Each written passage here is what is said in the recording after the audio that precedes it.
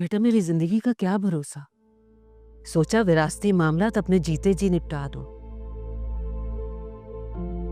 भाई मेरे मरने के बाद दोनों बहन भाई आपस में ना लड़ते रहो और मलक हयात की इज्जत को अदालतों में रोलते रहो।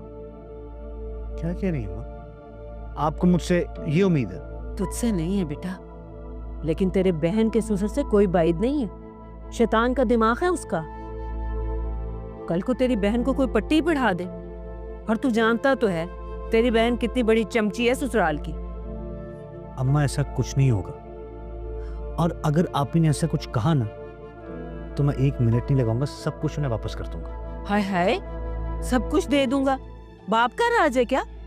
बेटा मेरी एक बात ना कान खोल के सुन ले। ये बहन भाई का रिश्ता तब तक है जब तक तेरी जेब मजबूत है। जैसे तेरी जेब कमजोर हुई ना, कोई एक दूसरे को मुंह नहीं लगाता।